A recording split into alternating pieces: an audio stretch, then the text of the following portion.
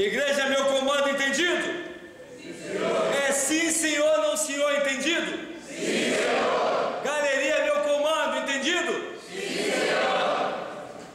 Mocorongo, é sim, senhor, não, senhor? Mocorongo é meu comando, entendido? Sim, senhor. Olha, você vai rir quando for comandado. Quando eu falar, sorriram 2. Você sorri, 3, 4, é só isso. Porque a partir de agora, tudo é meu comando.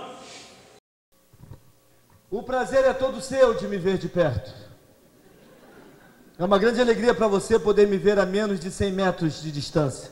Se eu estivesse no seu lugar agora, estaria muito feliz. Não estaria sorrindo porque não foi comandado. Sorriram 2.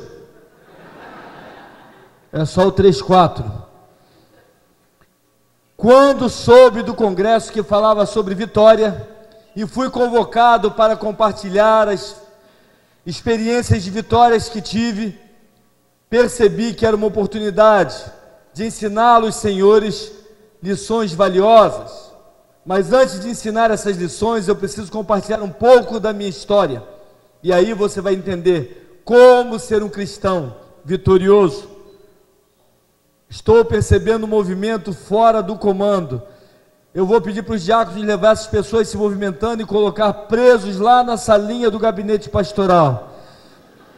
Pode deixar o vidro aberto para que eles respirem.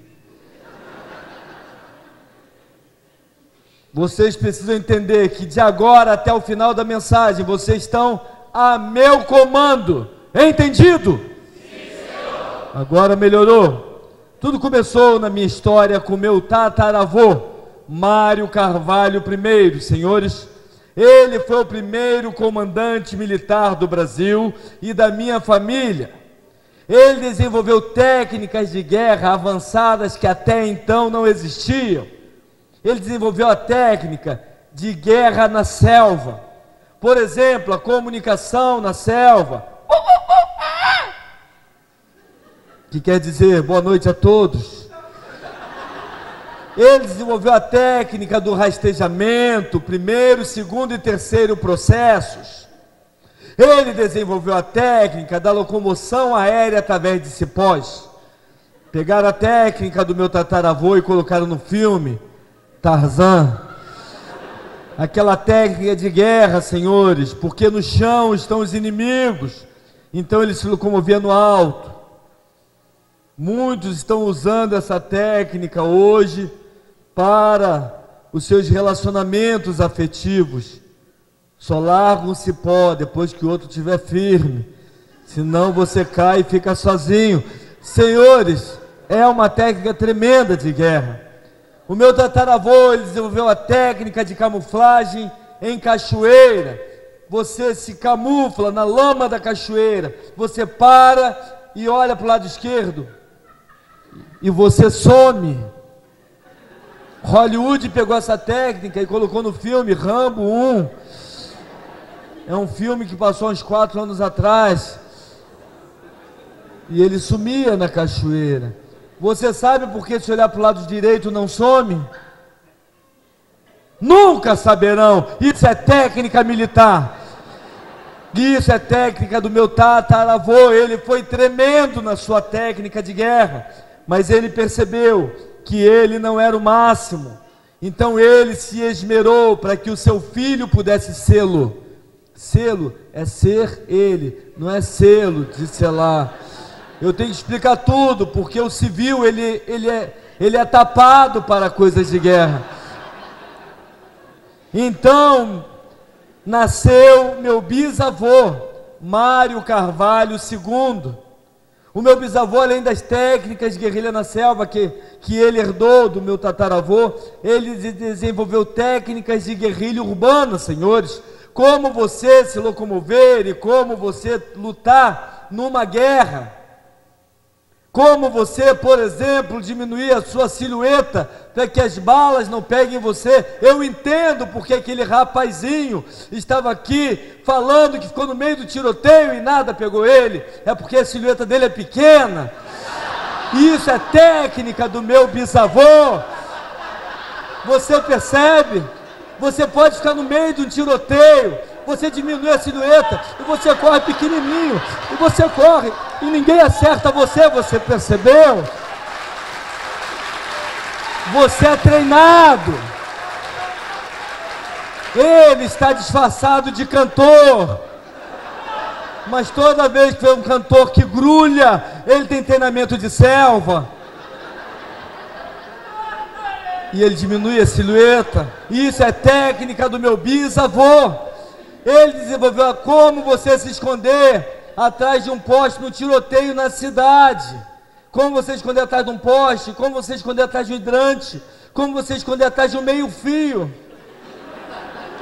Como você entra num bueiro e sai na pia da casa de uma pessoa. Não tente fazer isso sozinho, porque se você errar o encanamento, você sai no vaso. É uma tristeza.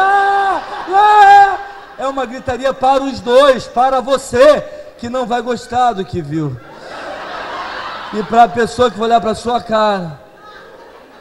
É um trauma irreversível, trauma de guerra. Isso é treinamento militar, técnica desenvolvida pelo meu bisavô. Ele foi tremendo, ele foi incrível, principalmente nessa parte que ele corria no meio dos tiros. Não podia ver um tiroteio, senhores, que ele queria correr no meio dos tiroteios. E cantando, ele cantava no meio dos tiroteios, mas ele não era o máximo. E ele sabia que algo precisava melhorar nesse processo depurativo familiar. Então ele se esmerou para que o filho dele pudesse ser o maior de todos os comandantes. E então nasceu vovô Mário Carvalho III. O vovô, além das técnicas de guerrilha na selva, as técnicas de guerrilha urbana que ele herdou do seu pai, ele desenvolveu técnicas de montanhismo, salto livre, mergulho e técnicas outras que não me é lícito dizer a civis. O vovô foi tremendo. Por exemplo, o vovô desenvolveu uma técnica de escalar paredes lisas. Ele colava na parede e ia subindo numa parede lisa desse jeito, e ele iria andando pela parede até a galeria de lado. Hollywood pegou essa técnica do vovô e colocou no filme. E o vovô tinha uma micose na mão, ele coçava a mão com o dedo. Ele coçava. Hollywood pegou até a micose do vovô e colocou no filme, senhores. E é da Marvel. Você sabe que filme é esse? Spider-Man. O Homem-Aranha. Aquela técnica do vovô de subir em paredes lisas e de coçar a micose. Aí botaram o Homem-Aranha coçando a micose e saindo teia. Uma coisa muito bizarra. O meu avô, ele desenvolveu a técnica de descida vertical através de cordas. O nome é Ted Vac, técnica de descida vertical através de cordas. Ted Vac. Você pode repetir Ted Vac? Muito bem, você está começando o seu treinamento militar. O vovô uma vez estava descendo a pedra do Pão de Açúcar no Rio de Janeiro, e ele estava pendurado, e ele bota uma cadeirinha chamada baudrier, e na cadeirinha tem uma argola chamada mosquetão, e uma outra chamada freio 8, então ele vai abrindo e fechando uma corda que se chama cabo solteiro. Ele dá impulso, abre e fecha para a pedra, joga e fecha para a pedra. Mas naquele dia, ele com um grupo, e ele ensinando, quando ele deu o impulso, o seu chapéu caiu. Então ele gritou. Antes de falar isso, eu tenho que comentar que o meu avô era o máximo, mas ele tinha um problema na dicção. Ele só não foi o maior dos comandantes, porque ele falava e eu não estou vendo graça nenhuma em rir do defeito do meu avô. Então, quando ele ia descendo, o chapéu dele caiu, ele gritou, um rapel, rapel, pega um rapel, rapel. E então entenderam que o nome da técnica fosse rapel, e até hoje é conhecida como rapel, mas não é Ted Vac. Ele estava pedindo o chapéu que caiu, pega um rapel, rapel, rapel, e até hoje você vê pessoas penduradas fazendo rapel. Você percebe como o mal entendido persiste e perdura através do tempo? O vovô, ele desenvolveu técnicas de salto livre, avançado. Ele desenvolveu aquela roupa que chamam de roupa de esquilo. Foi ele que desenvolveu. Ele foi o máximo.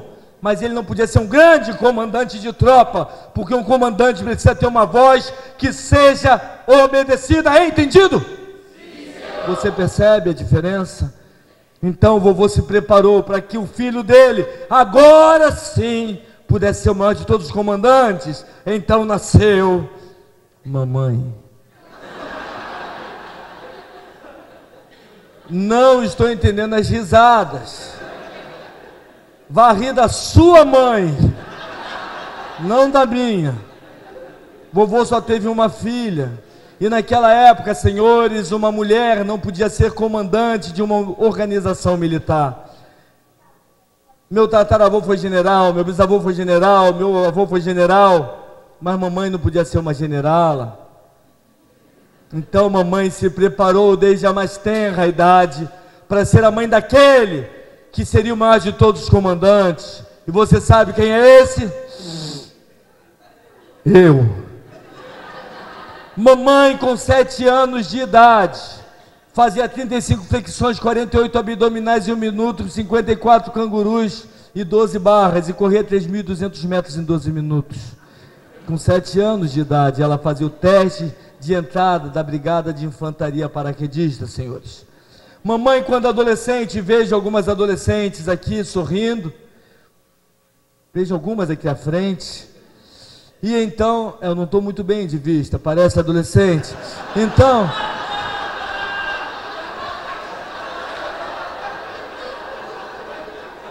parece, então, mamãe, quando adolescente, não tinha pernas. Mamãe tinha um grupo de músculos retorcidos com pequenos pés na ponta. Quando ela fazia força, pulava aquela musculatura e ficava igual a perna do Roberto Carlos. O jogador, é claro, o cantor não tem perna. Então, aquela musculatura toda sobressaltada, uma panturrilha que parecia um ferro de passar-roupa. Mas quando ela relaxava, você via uma perna suave e bem torneada de uma moça.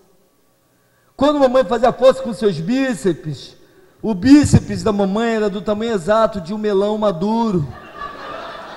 Mamãe foi a primeira mulher apelidada com o nome de fruta. Um soldado chamou a mamãe de mulher melão.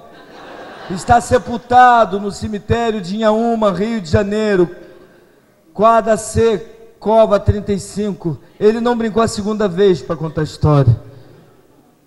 Foi executado sumariamente pela mamãe. Mamãe tinha o esternocleidomastoideo, esse músculo daqui, que pegava da orelha até o ombro. Ela fazia, e saia aquele negócio daquele tamanho. Pegaram o esternocleidomastoideo da mamãe e colocaram no filme de Hollywood. Eu acho uma injustiça isso. O Incrível Hulk. Mamãe não tinha barriga, ela tinha um grupo muscular acoplado ao tronco, e quando ela fazia força, pulava aquela musculatura e ficava se remexendo, remexendo, parecia que ia para trás do pastor que falou ainda há pouco, remexo muito, me remexo muito, e aí pegaram o abdômen da mamãe e colocaram no filme, Alien, o 8º passageiro. Tudo Hollywood copia da nossa família. Mamãe era fantástica, era o máximo, e ela se preparava durante toda a sua vida para que pudesse gerar aquele que marcaria definitivamente a história das guerras, o maior de todos os comandantes. E você sabe quem é esse? Você não, eu. Mamãe, no dia exato que ela completou 18 anos, ela saiu para fazer sua marcha matinal. Mamãe marchava todos os dias 64 quilômetros, muito firme, passadas firmes. E a mamãe não olhava, a mamãe girava a cabeça. E naquele dia, quando ela girou a cabeça, que ela bateu, que ela girou a cabeça, Nesse mesmo instante, do outro lado da estrada, um homem alto, forte, bonito, comandante das forças especiais da Caatinga, no Nordeste, estava marchando, e ele bateu o pé e girou a cabeça, e os olhos se tocaram, os olhares se tocaram, e ele sabia que aquela viria a ser a sua esposa, e a mamãe sabia que aquele seria o pai do maior de todos os comandantes. No mesmo instante eles souberam disso.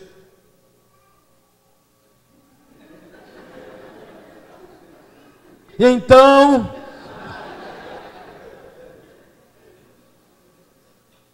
eles começaram a marchar juntos no mesmo passo, e a mamãe marchando, ele falava para a mamãe: 1, 2, a mamãe respondia: 3, 4, 1, 2, 3, 4. Isso é lindo, isso é romântico, até me arrepia quando eu falo sobre isso.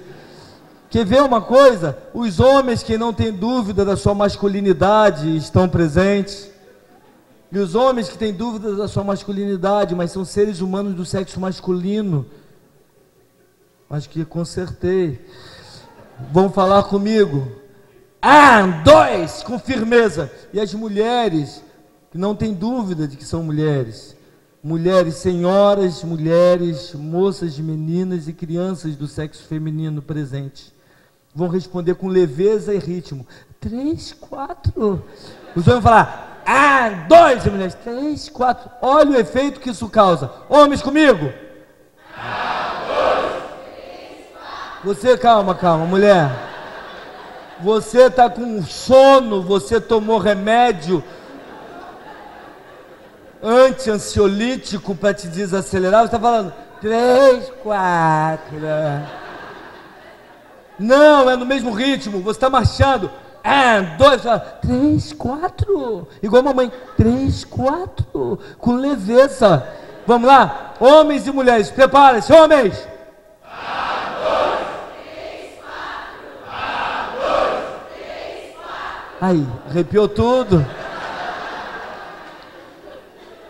Momento de utilidade pública. Meu irmão, você que veio até o Festival de Inverno hoje à noite, está orando pelaquela irmãzinha e você não sabe como se declarar para ela. Depois dessa mensagem, você pode chegar perto dela e falar: 1, 2. Se ela responder 3, 4, se aposta que a terra é sua. Utilidade pública. Papai e mamãe marcharam 64 quilômetros falando. Com a visão central eles olhavam um nos olhos do outro, e com a visão periférica eles olhavam o caminho, e eles iam marchando: 1, 2, 3, 4. Depois de uma semana marchando juntos, papai baixou na posição do canguru, e mamãe também, porque na família militar tudo é pagando exercício, e olhos nos olhos ele começou a se declarar para a mamãe e falou: eu quero falar para você. E começou a mamãe pulando junto. Papai fez 1.200 cangurus com a mamãe, para falar de todo o seu sentimento e pedir a mamãe namoro. A mamãe abaixou na posição de flexão para a tristeza do papai, para dar resposta. Nós sabemos que a mulher se comunica com vocabulário mais farto do que o homem. Enquanto o homem gasta de 6 a 8 mil palavras por dia, a mulher gasta de 22 a 25 mil palavras por dia, segundo estudos de Ala e Bárbara Piss. E a mamãe começou a pagar flexão, olhando o papai junto, e ela botava em abaixo, abaixo, atrás, atrás, na frente, no meio, de um lado, do outro, no meio, em cima. Isso era uma flexão. Mamãe fez 5.215 flexões para dar sua resposta para o papai. Quase que o papai não sobreviveu para escutar a resposta. Eles começaram a namorar naquele sábado e marcaram o casamento para o sábado seguinte. Porque na família militar, missão dada, missão cumprida. Missão dada? Missão cumprida. Pois é. Era uma igreja semelhante a essa, com galeria, com um espaço muito amplo. E a igreja estava toda preparada para o casamento. Tinham bananeiras, mangueiras, árvores nativas. Resumindo, a igreja se transformou numa selva, senhores. Porque era casamento militar e todos os convidados eram militares. Tinha lá naquele dia 800 convidados, todos sabiam que todos estavam lá, mas ninguém via ninguém, apesar de todos saberem que todos estavam. Você entendeu? Os convidados estavam camuflados. Tinha convidado por baixo do banco, tinha convidado atrás da caixa de som, tinha convidado disfarçado de máquina filmadora, tinha convidado de toda maneira lá. E conforme começasse a marcha militar de casamento,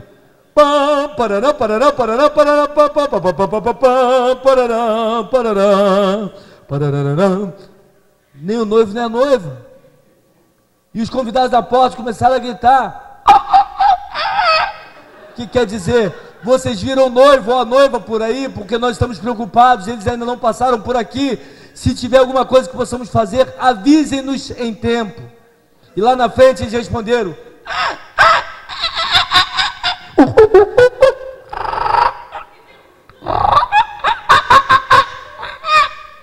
Que quer dizer, não. A linguagem militar é muito complexa, senhores. O inimigo nunca vai poder decifrá-la. E então eles olharam, e o papai tinha alguns métodos desenvolvidos por ele na caatinga. Por exemplo, quando o papai ficava parado nessa posição, ele sumia e você via um cactus. Até os espinhos saíam do papai. Quando o papai caía no rastejamento terceiro processo, ele sumia, senhores, e você via um calango correndo. Você sabe o que é um calango? Está aqui, eu trouxe um para você ver.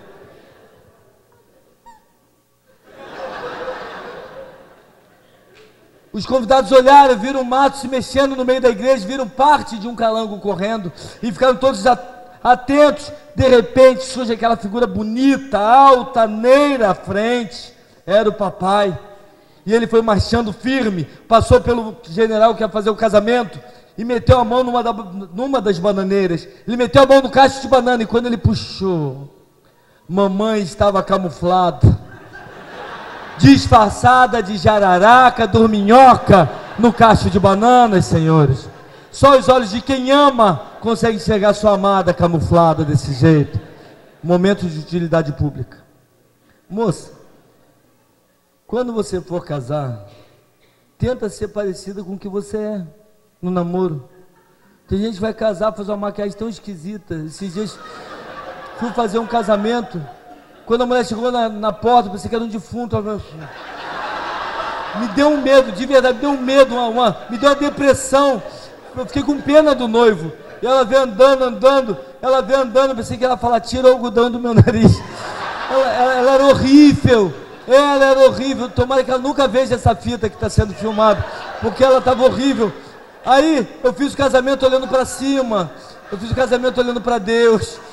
Eu não podia olhar para ela. Mas na hora dos votos eu falei, você aceita? Ela, sim. Ela falou sim para baixo, a cara dela não mexia. Sim. Me traumatizou, eu fiquei semanas sonhando com aquela moça. Parecia uma defunta. Voltando para a mensagem. Então, papai falou, atenção noiva, noiva meu comando, noiva sentido. Mamãe pá, noiva descansar, noiva sentido. Permissão general, apresentando noivo em forma. O general falou, apresentado, noivo sentido, noivos descansar, noivo sentido descansar. Maria Lúcia, você aceita Manuel Dantas como teu esposo? Para mal, aliás, Manuel Dantas, você aceita Maria Lúcia como tua esposa? Para mal honrá-la e respeitá-la? Para caminhar com ela, marchar com ela, rastejar com ela, dar tiro com ela, explodir com ela, matar com ela, tudo com ela? Papai falou, sim senhor. Falou, Lúcia, você escutou, você aceita? Mamãe viu o cabelo foi em câmera lenta, igual comercial de shampoo. Foi para lá, voltou, sorriso branco como Colgate. Você escutou? Ela virou e falou, sim senhor. Mamãe tinha a voz de comando muito forte. Ele falou, então, eu os declaro marido e mulher. Noivo, direita a volver. Papai virou. Noivo, esquerda a volver. Mamãe virou. Em direção ao beijo, a apresentar bico. Papai e mamãe apresentaram bico. Beijaram 2, 3, 4. E ele deu um comando, em direção à lua de mel. Acelerador. Os dois falaram, ha! Mas saiu mamãe correndo, porque ela casou de mochila, e o papai também. Mamãe saiu correndo, e papai correndo atrás, em direção a uma serra que até então tinha mata virgem, e eles subiram correndo aquela serra. Era parecida com essa serra de Cubatão, mais ou menos. E eles subiram correndo, correndo, e mamãe correndo, e papai correndo atrás. E mamãe corria, e papai corria atrás. Era uma coisa muito determinada. Quando chegaram no alto da montanha, papai limpou tudo e armou o acampamento. Papai armou o acampamento, montou tudo ali. Quase. Então papai falou: atenção, esposa, em direção ao ninho de amores, rastejamento, terceiro processo, jararaca, dorminhoca, a 2. E a mamãe falou: 3, 4. E foi malemolente para dentro da cabana. Papai caiu na posição calango, eu estou correndo atrás. Queridos, isso era 2h45 da manhã. Às 4 horas da manhã, a mamãe estava em pé, tocando a corneta alvorada.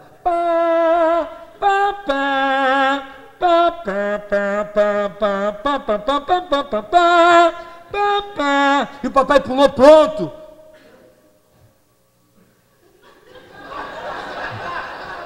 Para a corrida matinal.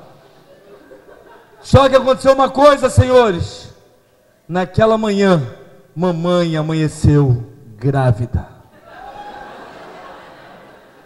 Porque na família militar, missão dada, não cumprida. Esse foi o motivo do casamento. Mamãe amanheceu grávida. Este era a corrida matinal.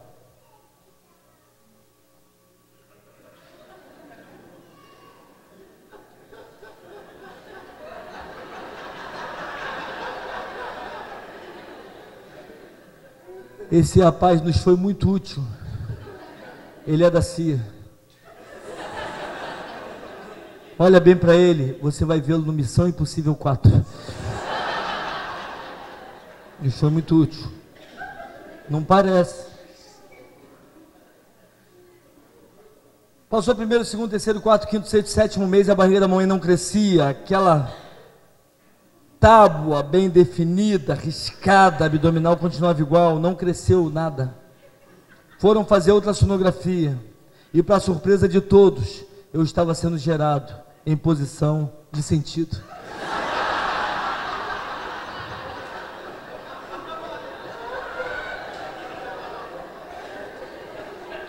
Um comandante, senhores, não pode ser enrolado. Você nasceu enrolado, você deve ter ficado enrolado, tudo enrolado. Você não vai nem falar nada, nem falar nada. O cordão umbilical deve ter enrolado, deve ter até enrolado nele. Mas eu, ereto, 7º, 8º, 9º mês, completou-se o tempo para que eu desse a luz, para que minha mãe desse a luz a mim, para que eu viesse à luz, à existência, senhores. Minha cabeça estava aqui. O médico coronel começou a tentar virar para que eu nascesse, Ele estava quase quebrando meu pescocinho. Mas nas minhas moléculas de ácido desoxirribonucleico está registrado que quanto maior a tortura, maior a resistência. E quanto mais ele tentava me torcer, eu me permanecia firme e rangia minha gengivinha. Papai entendeu do que se tratava e falou: coronel, alto. Papai mandou chamar o general, comandante do Hospital Central do Exército, em Triagem, Rio de Janeiro. O general entrou na sala, nem tocou na mamãe, ele falou: atenção, feto, feto a meu comando, feto sentido. Eu fiquei durinho, quebrou 3 costelas da mamãe. Eu falei: feto, descansar. A barriga ficou bem mole, eu fiquei descansado lá no líquido amniótico.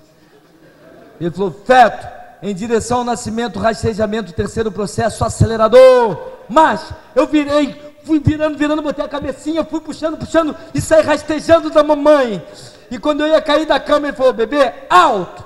E eu parei em posição de sentido, deitadinho, é claro, eu ainda não ficava em pé. Eu não estou aqui para contar mentira, só quero contar a veracidade dos fatos. O médico cortou o cordão umbilical. O médico me pegou e disse: bebê, chorar, 2. E eu chorei, 3, 4. Desde esse dia, senhores, todas as crianças no berçário só choravam ao meu comando. Fui para a creche, as crianças engatinhavam enfileiradas, cobertos e alinhados a meu comando. Fui para a escola, até a professora entrava em forma para que eu apresentasse a diretora. Na minha adolescência, desenvolvi técnicas. É importante vocês prestarem atenção nisso. Vocês são rapazes da nova geração da igreja, adolescentes em transformação. Vocês já aprenderam a cantar aquela música que eu vi ele maltratando vocês. Eu vi. Mas vai piorar, porque eu vou tirar de vocês tudo que tem de dentro de vocês, de homem vai sair agora, e vocês vão se transformar homens valentes, prontos para o combate, entendeu? Vocês foram mandados com um propósito. Quando eu era adolescente, eu desenvolvi técnicas de locomoção de tropa. Uma tropa se locomove com a ordem unida: ordinário, marcha, direita, vou ver, esquerda, vou ver, bate o pé e gira, meia volta, vou ver, e todo mundo marcha assim, e o inimigo sabe para onde você vai. Eu desenvolvi técnicas que confundiam o inimigo. Por exemplo, direita, vou ver, com esquerda, o inimigo não sabe para onde você vai. Ordinário, mais direita, esquerda, vou ver, conversão. E o inimigo não sabe para onde você vai. Ordinário, mais com minha volta, vou ver. E o inimigo não sabe para onde você vai. Ele pensa que você está indo e você está fugindo dele. Um rapaz, isso vazou, e um rapazinho pegou essa técnica e colocou no show dele, tal de Michel. Já não se encontra entre nós. É muito perigoso lidar com coisas militares. Eu fui chamado para os lugares mais distantes e inóspitos da terra para fazer exibições. Fui para o Afeganistão, Uzbequistão, Cazaquistão, Indochina, Indonésia, Praia Grande.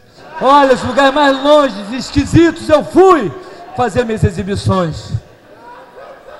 Até que quando cheguei aos 18 anos, recebi minha primeira promoção. O comandante era um argentino meio acelerado. Ele falava: hombre, es o major. Hombre, es o major, es o major. El pareto de reta mereta, el pareto de reta mereta, de la reta, cambia el pareto por una pareta, es o major. Ninguém entendeu nada, só entenderam major. E o meu primeiro posto foi major. Ele estava dizendo que eu era maior, que eu era o maior, era bom, mas entendeu que era para ser major. Com 18 anos eu era major. Com 18 anos e 6 meses, por atos de bravura, fui promovido a coronel. E com 19 anos e 2 dias, finalmente,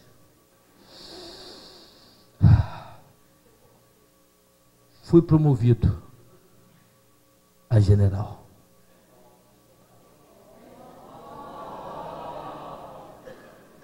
Fui convidado pela ONU. Kofi Annan me convidou para comandar uma missão de paz no Iraque, para capturar Saddam Hussein. Saltei a 5 mil metros de altura sem paraquedas. Desenvolvi uma técnica usando asas de carbono. Pegaram minha técnica e colocaram no filme Batman Begins. Mas eu quero dizer uma coisa: eu não sou o Batman. Quando eu cheguei lá embaixo, eu tomei um choque de decepção. Primeiro, aquele montão de homem branco, grande, correndo, fedorento, correndo. Eu não quero dizer que todo homem grande e branco seja fedorento. Não é isso que eu quero dizer. De 150 você tem um que não é. Hoje é o nosso dia. Hoje é o nosso dia de Dias Forras. Então aquele montão de branco fedorento correndo, muito bagunçado. Eu entrei num tanque de guerra para dar uma volta pelo território da guerra. E quando passamos na primeira esquina, saiu um menino de uns 12 ou 13 anos, com um fuzil 762 e M964, coroa rebatida, deu golpe de segurança e sentou o prego em cima do carro de combate. Blá, blá, blá, blá, blá, blá, blá, blá, blá, blá, blá, blá, blá, blá, acabou, ele tirou, botou outro golpe de segurança e blá, blá, blá, blá, blá, blá, blá, blá, blá, blá, blá, blá, blá, o carro de combate chegando. Essa cara não, né? Aí, carro de combate chegando. E aí, ele não saiu, o carro de combate passou por cima dele e esmagou. Eu pensei, não! O que faria um menino de 13 anos morrer dessa maneira? Um menino de 13 anos quer jogar videogame, jogar futebol, quer soltar pipa, quer namorar uma menina de 17. É o sonho de consumo de todo menino de 13 anos. O que aconteceu? Continuamos. Na outra rua, uma mulher estava passando mal para dar luz, estourou a bolsa, ela gemendo, aquele barrigão, aquele olhinho só aparecendo na burca, aquela roupa de muçulmana. E eu falei para os soldados, levem-na para a tenda da saúde. Eles saíram correndo com a maca, que se chama padiola, botaram a mulher em cima e saíram correndo com ela. Quando chegou na tenda da saúde, que tiraram a roupa para fazer o parto, por baixo da barriga da mulher tinha uma carga de explosivos, e ela gritou, pum! Ela se explodiu a barriga e matou 72 dos nossos militares que estavam baixados na enfermaria. Quando eu soube disso, eu entrei em crise. Uma mulher mata para proteger o seu filho. Por que aquela mulher matou seu filho? Fui para o meu trailer de comando, que embora fosse um deserto, como general, eu tinha um trailer com gerador a diesel, com ar-condicionado, muito confortável, mas é só para general. Então troquei de roupa e me reclinei suavemente. Fui acordado no meio da madrugada com a gritaria, um falatório muito grande, um cheiro forte e barulho de lama. Tchau, tchau, tchau. Falei, não é possível. Tomei meu banho, coloquei minha roupa de general. E quando eu saí, já estava quase clareando o dia. Quando eu saí do meu telho, barulho de lama. E quando o sol nasceu, os primeiros raios tocaram o solo e coloriu o que era escuro. A cor era vermelha. 252 iraquianos foram capturados. E para que ele não entregasse onde estava Saddam Hussein, cortaram pescoço e pulsos. Eles sangraram até morrer, o sangue coagulou e fez poça de sangue. E os soldados estavam enterrando numa vala comunitária para que eu não os visse. Quando eu me vi no meio daquela lama com aqueles corpos, eu passei mal e eu desmaiei. Quando eu recobrei meus sentidos, eu estava chegando aqui no Brasil, no Rio de Janeiro, no aeroporto Tom Jobim, no Galeão, com uma carta que dizia: querido general Mário, você sem dúvida é o homem vivo com maior conhecimento de guerra, a sua família deu a maior contribuição na história das guerras, mas infelizmente você precisa de uma vitória antes de comandar nossas tropas. Você precisa entender não só que você é mais que vencedor, mas você precisa entender que as tuas vitórias começam em você. Você precisa aprender que precisa vencer a si próprio, porque você não entende a verdadeira natureza da guerra. Queridos, eu fiquei em crise, eu fui preparado para esse momento, eu entrei em crise, comecei a pesquisar na história das guerras, a arte da guerra, histórias medievais, da história da guerra na Idade Antiga, moderna, contemporânea, e eu achei uma guerra que me trouxe lições e mudaram a minha vida, e essas lições eu quero compartilhar com você hoje, porque depois de uma semana ouvindo que você é mais que vencedor, você precisa entender que todas as vitórias começam dentro de você. Você precisa conseguir vencer a si próprio, para que você se aposse das vitórias que te desafiam. Feche teus olhos, por favor. Pai, em nome de Jesus, obrigado pela oportunidade de sorrir contigo. Eu sei que o Senhor está rindo com a gente, dando gargalhadas que estremecem o céu. Eu sei que o Senhor participa conosco de tudo isso, e como é bom tudo isso.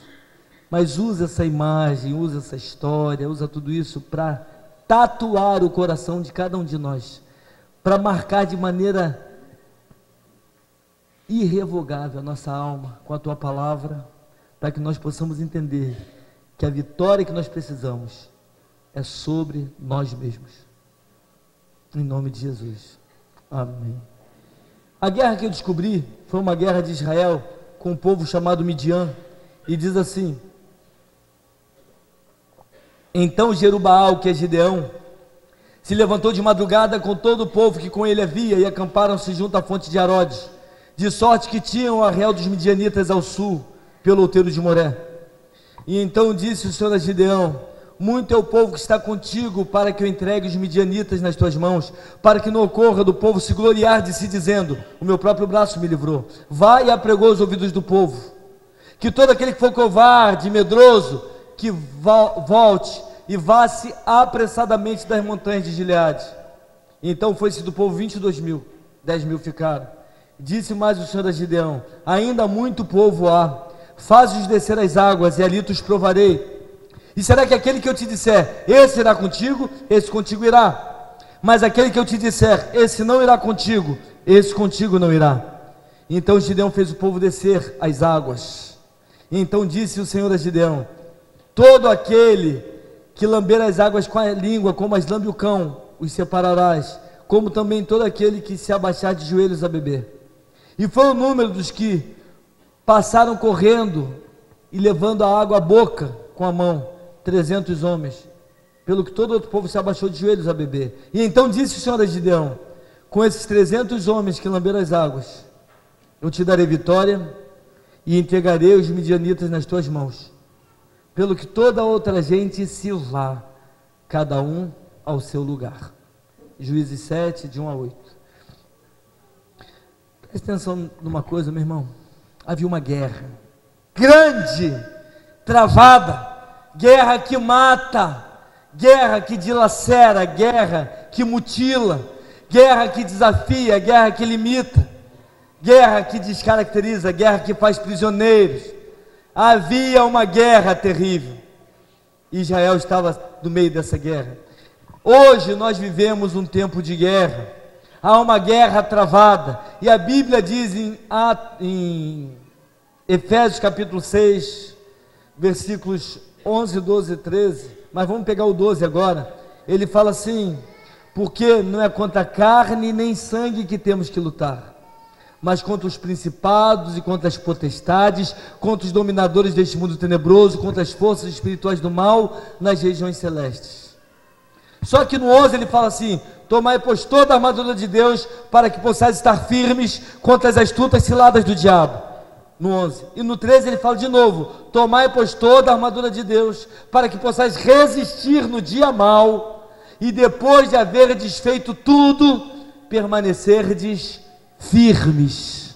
Ou seja, a guerra está travada, há uma guerra séria, mas Deus conta com você individualmente, para que você permaneça firme, para que você não seja vencido, e para que você, além de estar firme, possa fazer o que Deus espera e permanecer firme. Antes de vencer diabo, antes de vencer qualquer outra coisa, você tem que assumir uma postura, você tem que conseguir vitória pessoal, você tem que conseguir vencer as tuas lutas, os teus fantasmas, os teus medos, as tuas crises. A guerra que se estabelece dentro de você precisa ser vencida, para que Deus possa contar com você. Estamos em guerra. E lá nesse texto de Gideão, eu vejo acontecer isso com Gideão, irmãos. Que coisa tremenda. A primeira guerra que precisa ser vencida dentro de você, que foi vencida dentro do Gideão, para que você possa ser mais que vencedor, começando a vitória, vencendo a si próprio, é a guerra da identidade. Tudo que o diabo quer é roubar de você a tua identidade. Você é o que ele nunca vai ser. Você é filho, você é amado, você é aceito. Deus ama você. Você é o filho pródigo, que vem todo fedorento, arrebentado, mulambado, pé no chão, esquisito, e o papai sai correndo e pula no teu pescoço e dá-lhe uma beijoca em você, fedido. Sabe por quê? Porque você é um fedido. Você é uma porcaria. Você não vale nada, mas Deus gosta de você. Tem até aquela música: você não vale nada, mas Deus gosta de você. Você não vale nada, mas Deus gosta de você. E eu queria era saber por quê. É a graça. Tem gente com raiva de mim agora, que eu falei que você é fedido, mas é mesmo. E eu sou também, só que eu sei que eu sou, e você está pensando que não é. Você está acostumado com a religiosidade arrumadinha, você vem para a igreja, você é ético, você faz tudo direitinho, e você está pensando que é isso que é ser justificado por Deus. Isso aí é macumba. Tem uma música que falava assim: aiá, oh iaiá, minha preta não sabe o que eu sei, e o que vi os lugares onde andei, quando eu voltar, iaiá, você vai se pasmar. Dei um pulo na macumba, raspei para Calunga, deitei para Luanda, Sarabé, Avanda, meu saravei a banda, meu corpo fechei, e aí eu fiz tudo certinho, deitei para o santo, raspei catuete, e deixei de lado com os excomungados, estou abençoado, estou dentro da lei. É assim o pensamento da macumba. Isso é um samba que é um ponto de macumba. E tem gente pensando que é assim, eu estou fazendo tudo certinho, vou na escola dominical, vou no culto da noite, instituto de inverno, fui todo dia, tá? Fui todo dia. Tu acha que eu não sou abençoado? Não, não por isso, meu irmão. Isso não faz de você melhor que ninguém. Tudo que você fizer para tentar se justificar diante de Deus, sabe o que é? Ao que Deus compara? A Bíblia diz que nossos atos de autojustificação são trapo de imundícia. Você sabe o que é trapo de imundícia? É um pano rústico dos tempos de Jesus, enrolado, sujo de menstruação. Esse é o trapo de imundícia, era o mods dos tempos de Jesus. Não era sempre livre, verde, com 5 gotinhas preenchidas, não. Não, esse aí você usa até para jogar fora. Eu que compro lá em casa para minha esposa, para minha filha, conheço tudo dessa parte. Não é isso não, com absorção completa, fica, você joga fora, mas não, é pano grosseiro, enrolado e sujo de menstruação. É você é esse pano sujo, você é essa porcaria. Você não vale não, irmão, não vale, e eu também não valho. O nosso valor vem do Senhor. Você é bom, não é pela tua bondade, é porque Deus te justificou. É pela bondade de Deus que te eleva.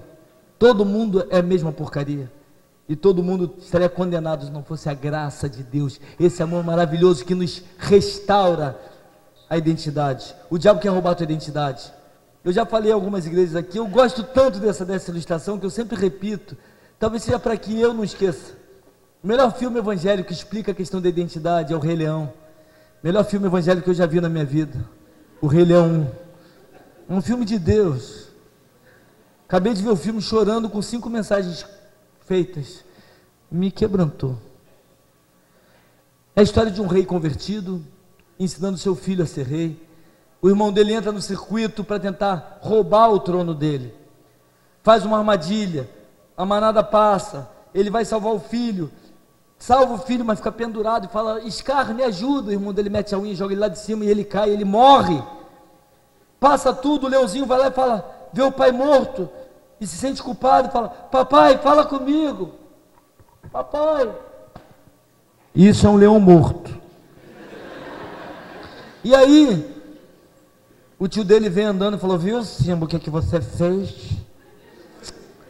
Agora, se eu fosse você, eu fugia para bem longe. Fuja para bem longe, Simba, e não volte nunca mais. Aquele leão não me engana. Leão que faz escova definitiva e pinta cabelo de preto, não é muito leão não. Aquele leão não me engana não. E aí, ele não me engana. Como eu estou em São Paulo, eu preciso dizer, isso não é homofobia, isso é uma constatação, que aquele leão é do outro grupo, é só isso. E então, eu piorei, né, as coisas. Aquele leão mandou o sobrinho fugiu, quando ele ia morrendo no deserto, o pessoal da trans estava passando por lá. 2 personagens acharam ele. Como é o nome deles? Timão e Pumba. Olha, ele está vivo, vamos salvar, não deixa para lá, mas é só um filhote. Mas é leão, mas é só um filhote, mas vai crescer. Mas se ele crescer, fica nosso amigo. É mesmo, vamos salvar ele. Bateu na cara dele, deram água e ele foi salvo. E nisso que ele foi salvo, ele começou a andar com os amigos. E de repente, falou: ai que fome, podia comer uma zebra. Ele falou: opa, um gnu. Ele falou: senta aí, vamos conversar.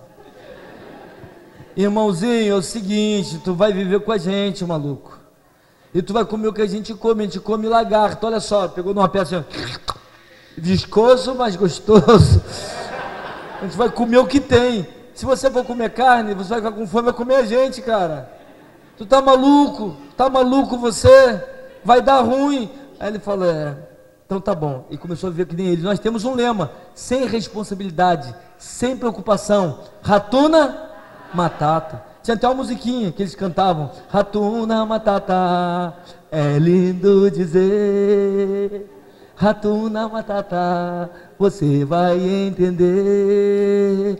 Os seus problemas você deve esquecer. Isso é viver, é aprender. Eu sabia que tinha descendentes deles aqui. Então, ele vai crescendo, ele vai cantando, e ele vai perdendo. E ele perdeu a coisa mais importante que ele tinha, que era a sua identidade. Ele perdeu a identidade dele. Ele era filho do rei, ele perdeu. Ele ficou vivendo igual um javali, um suricato. E aí aparece na história um pastor, porque é um filme evangélico. Aparece um pastor macaquinho. Não quer dizer que todo pastor se pareça com um macaquinho. Não estou falando isso não. Alguns até parecem. Mas ele aparece com um cajado na mão. Era um pastor, devia ser pentecostal, porque por revelação ele descobre onde está o Simba. E ele vai cantando atrás da ovelha, quer dizer, do leão perdido, com o cajado na mão. O cajado é o símbolo do pastor. Ele vai, e acha o Simba. E quando ele chega perto do Simba, ele fala: eu sei quem você é. Ele falou: você não sabe, você é o Simba, o filho do Mufasa. Pastor é assim, pastor confronta mesmo.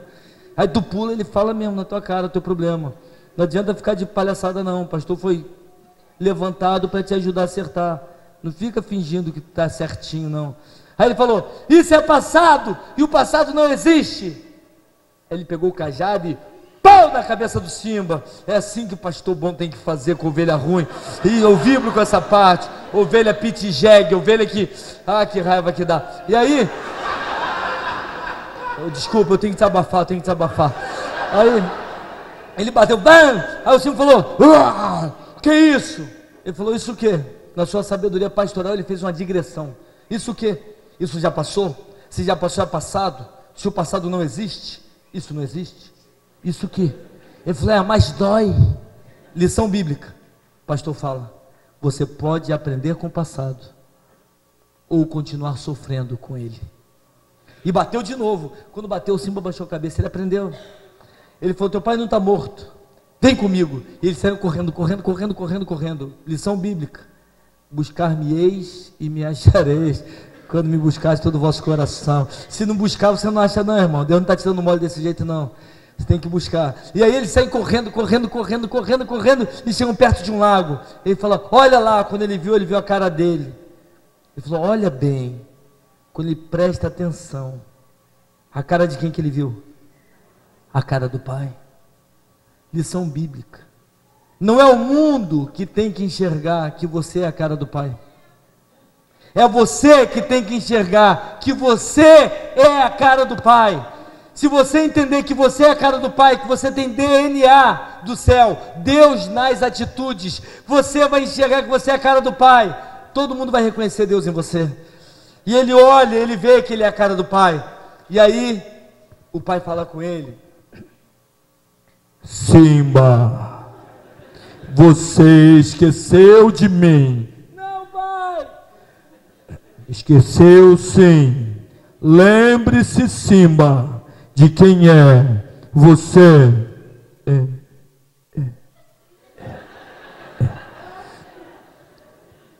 Aquilo dá um choque nele. Lição bíblica: a palavra do Pai muda a tua história, quebra teus traumas. A unção quebra todo jugo.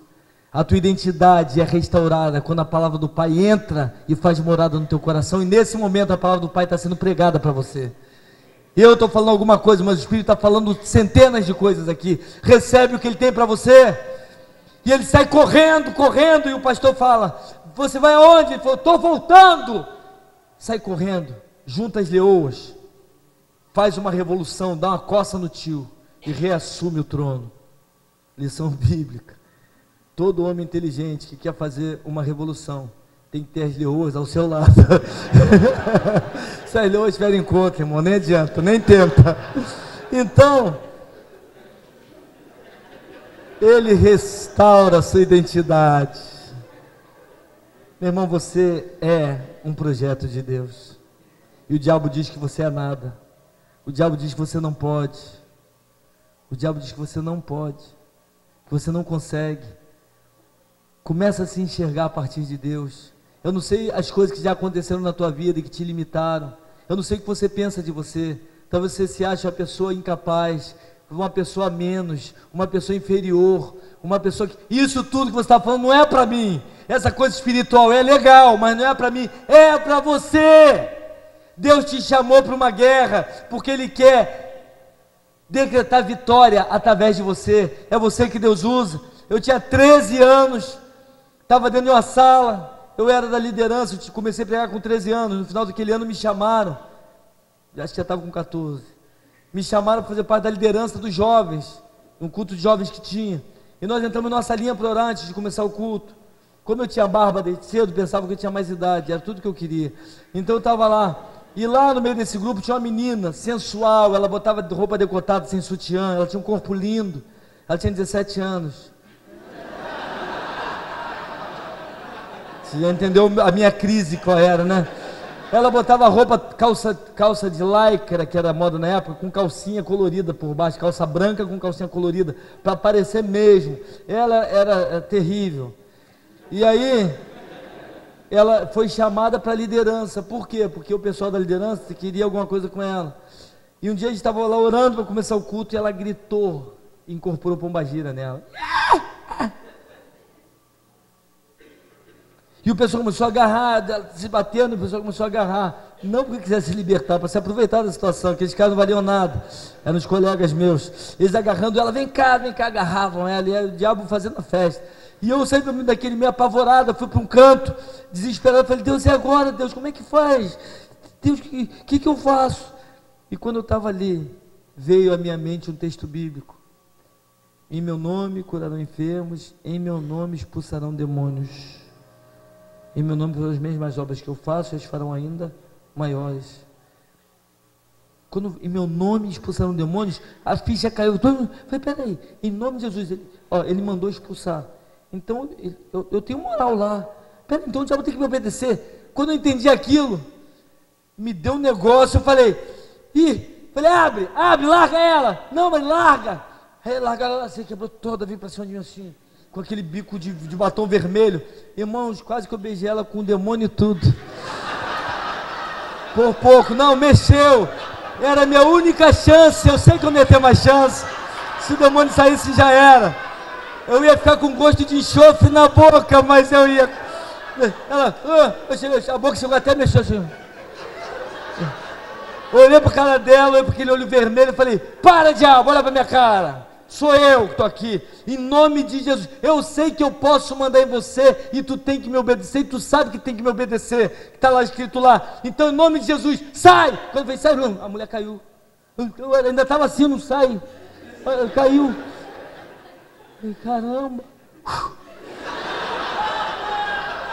eu fiquei tão chocado com aquilo, eu não imaginava que ia funcionar de verdade, funciona.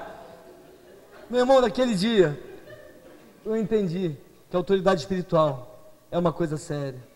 E eu passei a entender que, embora fosse adolescente, eu tinha autoridade espiritual. A gente começou a fazer projeto missionário.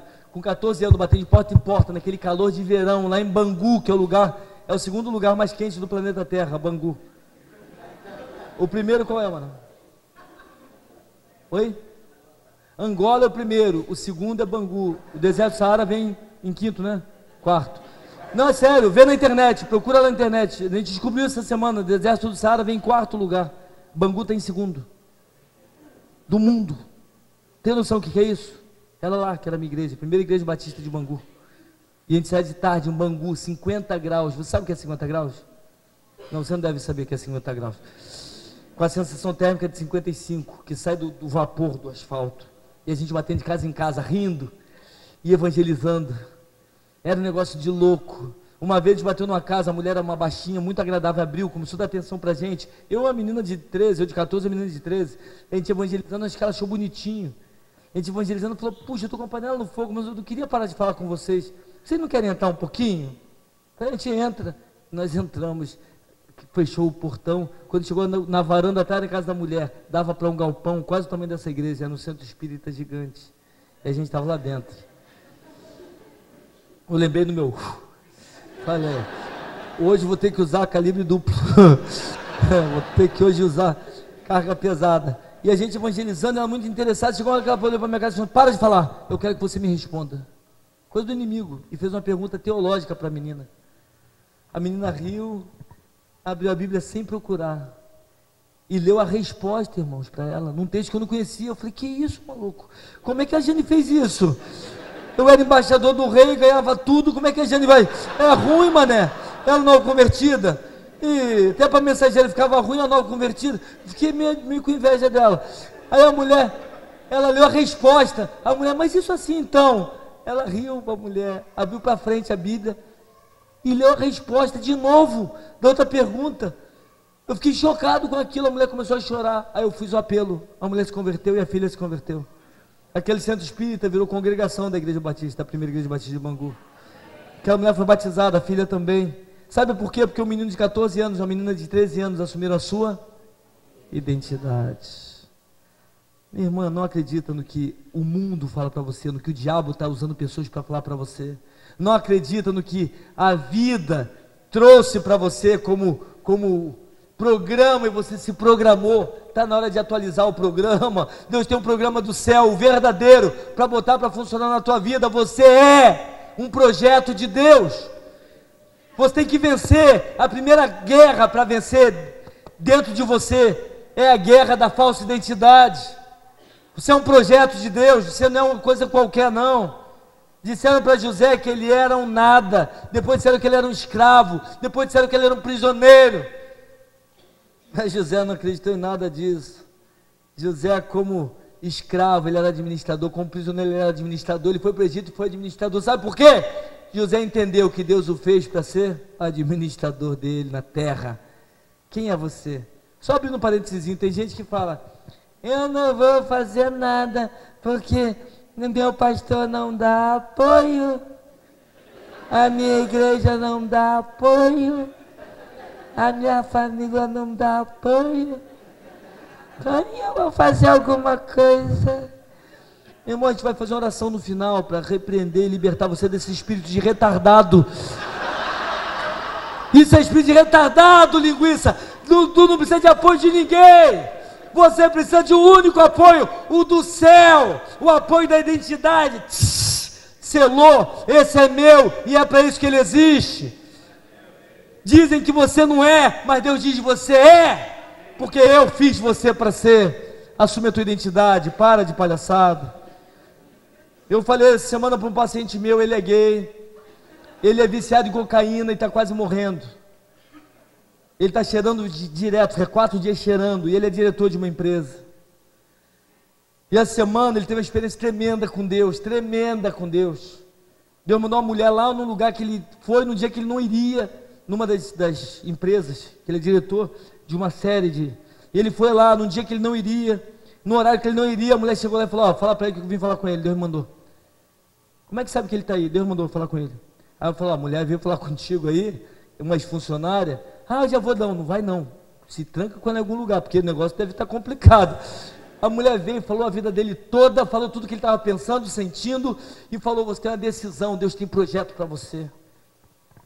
E o cara chorou igual criança, ele veio falar comigo isso, eu falei, fulano, você não é uma pessoa comum, você é um projeto de Deus. Você fez quantas faculdades para ser diretor de uma empresa tão grande? É nenhuma. Quantas pessoas você conhece que são diretores de uma empresa desse jeito? Você tem um potencial tremendo, usando errado. Para de palhaçada, cara, assume o teu projeto de Deus. Para! Deus quer algo para você. Ele chorava, ele falou, você tem certeza? Eu falei, tenho. No tabuleiro tem um montão de peão, mas tem um rei, uma rainha, 2 bispos, 2 torres. Você é um troço desse aí. A tua vida tem importância igual as outras, mas é estratégica, é para alcançar gente. Quem sabe a tua vida seja assim. O pessoal mais maluco que eu conheço, mais alucinado que eu conheço é o pessoal do Pingo d'Água. Se me der essa gravação, eu vou dar para eles. Mamãe, você é muito esquisito, maluco demais você.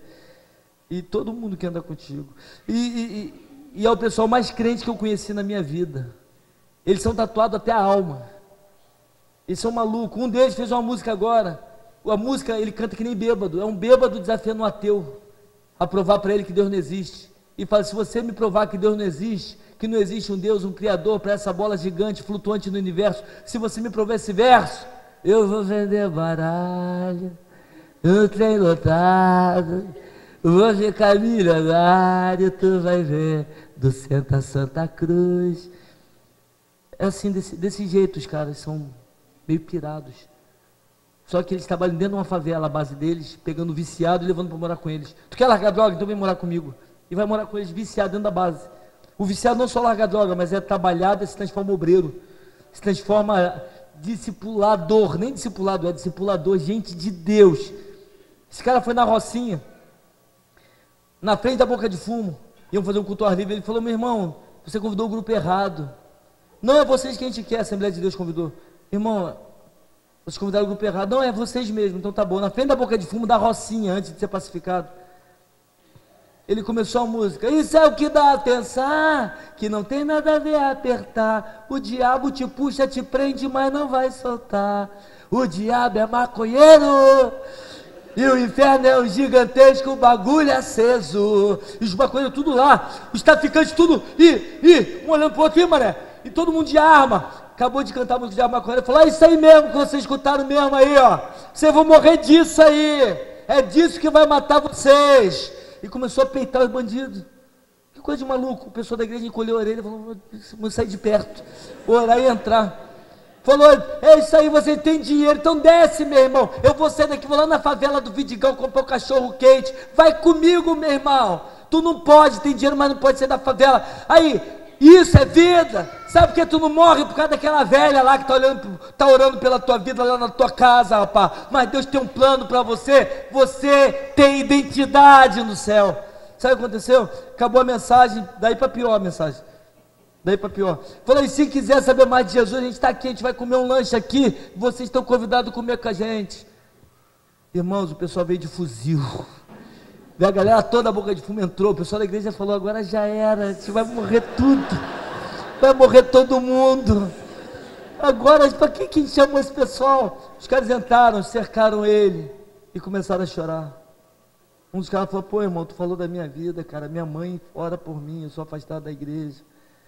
Pô, cara, ninguém teve coragem de falar isso pra gente. E eles puderam evangelizar, falar de Jesus dentro do coração daqueles bandidos. Você vai pra Rocinha, você nem sabe o que é Rocinha, você não imagina que seja Rocinha, você não imagina que seja Jacarezinho, nem na televisão não dá para imaginar o que é, só você indo lá. Quando você arma na tua cara, só uma coisa te basta: a tua identidade.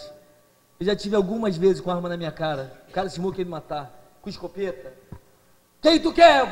Eu sei que você, então eu quero falar de Jesus, isso é. Eu vou falar de Jesus para tu, a gente está aqui para falar de Jesus. Vai ficar de palhaçada? Tu vai matar, então a gente vai falar de Jesus, te ama, Jesus quer transformar a tua vida, ué. Parece maluco, baixa esse negócio aí, rapaz. E é tu que é ir, e é tu, baixa isso aí, está aqui para pregar para você.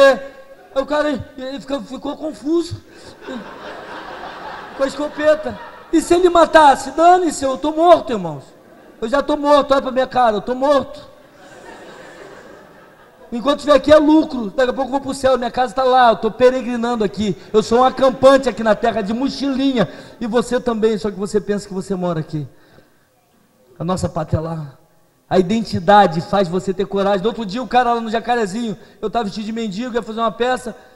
Sai uma garotinha de calcinha, de camiseta, olho cheio de maconha, devia ter uns 6, 7 anos, não tinha mais do que isso. Olhou para mim e saiu correndo. Eu falei: meu Deus, comecei a orar, aquela opressão. Daqui a pouco veio um cara altão. Cadê ele? Cadê ele? Entrou numa porta. Eu levantei com meu saquinho e fui mancando. Fui mancando. Aí ele falou: olha lá, ele está fugindo. Aí eu fui mancando mais rápido. Fui mancando, ele vindo atrás, olhando aqui assim, mancando. Entrei num bar, num botequim. Ele entrou atrás. Eu fiquei por ali, saí. Quando eu saí, ele me alcançou. Colou ombro a ombro. Na favela, quem cola ombro a ombro vai meter a arma aqui embaixo, te cutucar e falar: fica na tua. É para não assustar ninguém, te levar para matar. Colou ombro a ombro, já esperei o catuque na costela. Falei: irmão, tu vai ver a peça que a gente vai fazer aí, vai ser daqui a pouco. A gente marcou aí no bar, e eu faço parte da peça. Ele, quando ele cheio de cocaína, o olho vidrado de cocaína, ele me cheirou todo. Eu falei: irmão, para ver que não estava bêbado. Aí ele me cheirou, eu falei: rapaz, eu queria te convidar. Ele adiantou, quando fui falar com ele, ele virou e me enquadrou: cala a boca, senão eu te queimo. Falei, cara, eu falei que a gente vai fazer peça, tu vai me queimar como? Eu sou homem de Deus, rapaz. Cala a boca, traz o álcool. Saiu um moleque correndo com a garrafa de álcool e com isqueiro para me tacar fogo. Veio correndo lá do outro lado da praça, correndo. Aí eu pensei, se eu correr o bicho queima, se eu ficar o bicho queima. Aí o que você escolheria? Eu preferia morrer de tiro. Eu falei, dizem que tiro não dói, eu prefiro tiro, vai queimar, dói muito. Falei, rapaz, é o seguinte, eu tô aqui em nome de Jesus. E não estou aqui à tua disposição não, rapaz. Ele com a arma ali. Se tu quiser queimar, queima. Se não quiser, não queima. O problema é teu. Dá licença. E virei. Nessa virada, eu fiz a oração mais rápida da minha vida. Senhor Jesus, perdoa todos os meus pecados. Senhor, me recebe no céu em nome de Deus. Amém. Virei, orei rápido. Nisso que eu virei. Que me esperando tal. É assim, tiro de pistola intermitente. Tal. Aí eu falei assim, fala pra Lene que eu amo. Eu estava pensando na última frase para ficar marcado, ia ser legal. Nessa hora que você está para morrer, não é engraçado, agora é legal contar. Nessa hora que você está para morrer, só uma coisa fica na tua vida, a tua identidade. Eu sei quem eu sou. Paulo fala, eu sei em quem tenho crido, estou bem certo que é poderoso para guardar o meu depósito até aquele dia. E quando eu for para lá, está lá o meu depósito. Quando ele ia tirar o pessoal da igreja, entrou na frente, o rapaz da igreja entrou na frente, não, fulano, em nome de Deus, não, fulano, a gente foi criado junto, fulano, estou te falando, eu que trouxe ele. Eu parei e virei, fiquei esperando. Aí chegou outro rapaz da igreja, começou a discutir com ele, deu um tapa na cara do bandido, tu é meu irmão, maluco, então me mata, taca fogo em mim, então, pô, a gente está falando de Jesus, ele é de homem de Deus. Eu falei, sou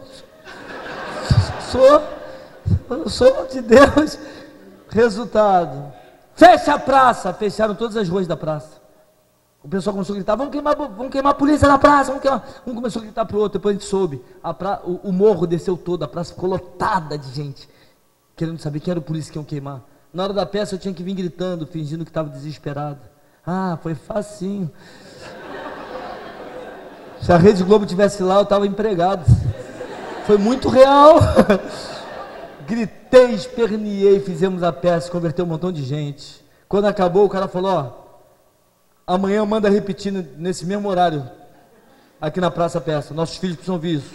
Manda as igrejas vir tudo para cá. As igrejas tiveram que fechar, teve que vir todo mundo para a praça, no domingo, fazer culto na praça e fazer de novo a peça. Meu irmão, tem hora que isso é identidade. Isso não é legal, não é para engrandecer não. Quando você vê uma arma na tua cara, com um cara disposto a matar, quando você vê uma situação dessa, só fica uma coisa, a identidade. Gideão não tinha identidade. Ele estava encolhido, lá no lugar que faz vinho, ele estava encolhido lá, malhando trigo. E aparece um anjo e fala assim, Rassaque, Deus é contigo. Rassaque significa terrível na batalha. Na tua Bíblia deve estar varão valoroso, rabisco que traduz direito em cima. É terrível na batalha, herói de guerra. Gideão fala, quem eu? Tu sim, eu não. Então quem foi? O anjo comeu pão na casa do Gideão. O anjo fala assim, Deus está com a gente, por que então que está acontecendo tudo isso com a gente? Gideão é tão idiota. É igual você, igual eu.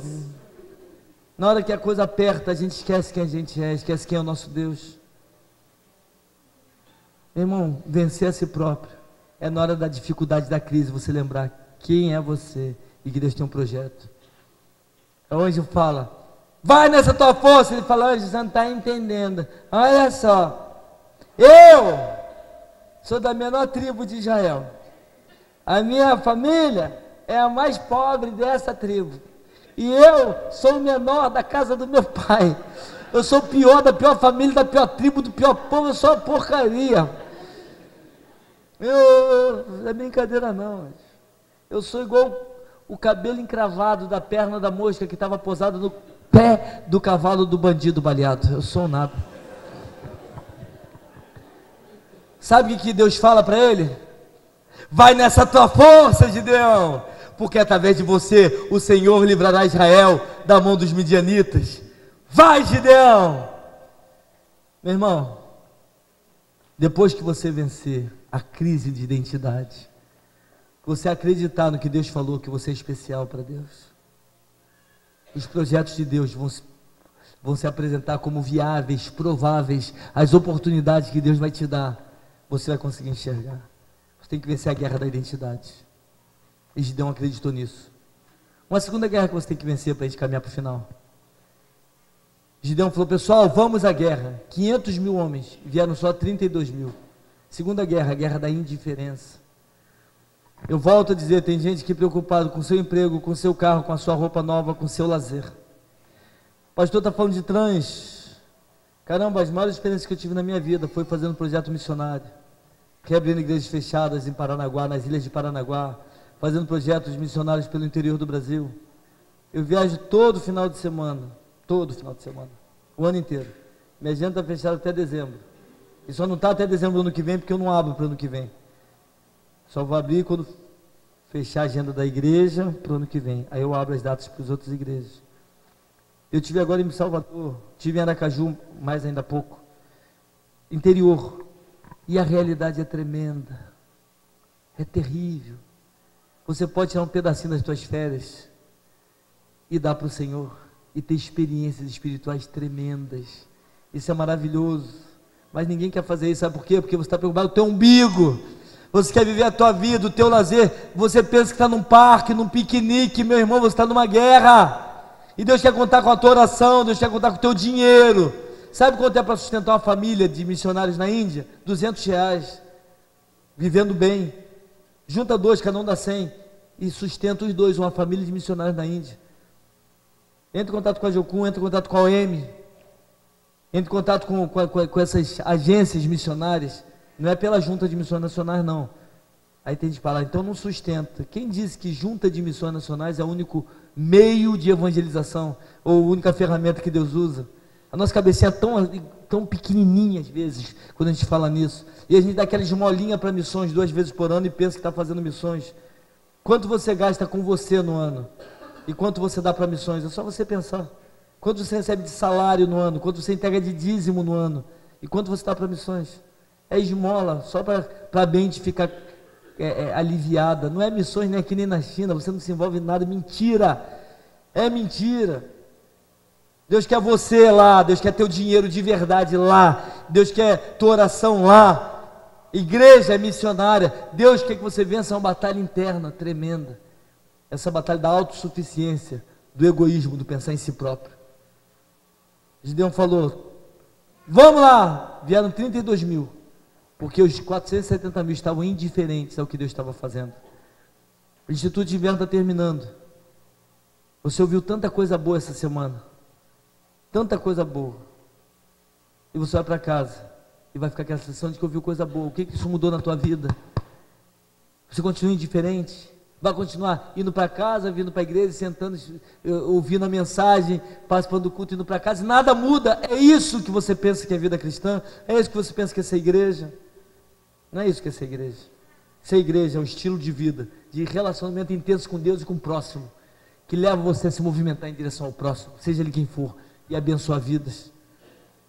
Nós precisamos vencer a indiferença. Gideão, chama esse povo. Vieram 32 mil que venceram a indiferença. Terceira guerra interna que você tem que vencer.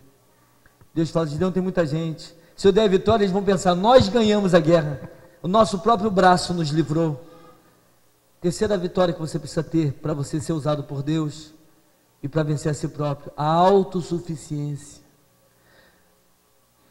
Quem disse que você é Deus, ou sócio de Deus? Quem disse que a tua opinião vale tanto quanto a Bíblia? Quem falou isso para você?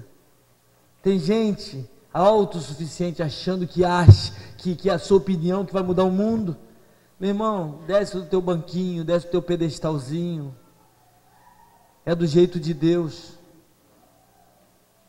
De Deus, pessoal, são só 32 mil, mas eles vão pensar que é a capacidade deles. Tem gente iludida, porque tem dinheiro, é o seu dinheiro. Alguns têm algum conhecimentozinho aí, pensa: meu conhecimentozinho.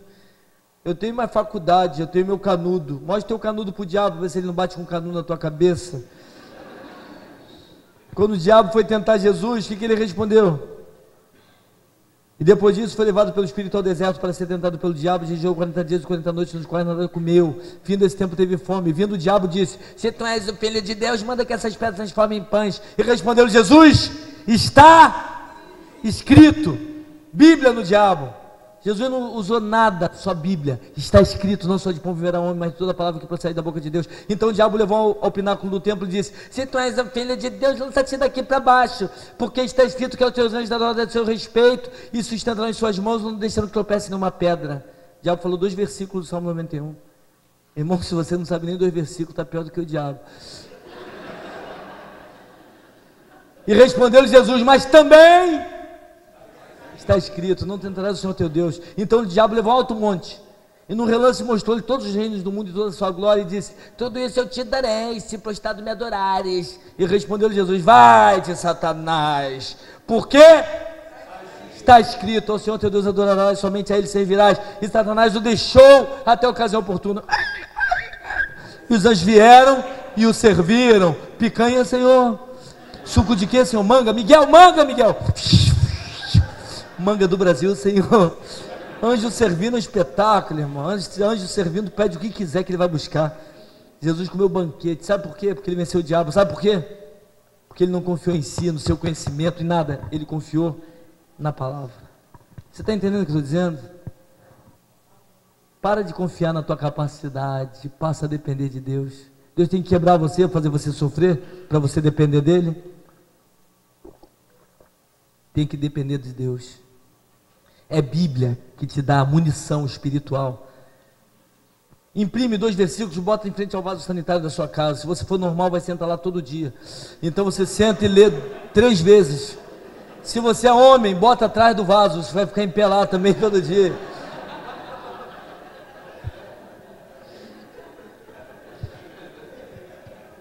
Lê primeiro e depois usa, senão molha tudo. Você lendo todo dia, em uma semana você decora os 2 versículos, vai dar 104 versículos por ano. Vai chegar uma hora que a tua mente vai começar a decorar sozinha. Você vai ler texto bíblico e vai agarrar na tua cabeça, sem você querer você decora. Mas Bíblia, começa a vencer essa autossuficiência humana e começa a depender do Senhor e da palavra do Senhor. Vence isso. Terceira coisa para vencer. Venceu a crise da identidade? Venceu?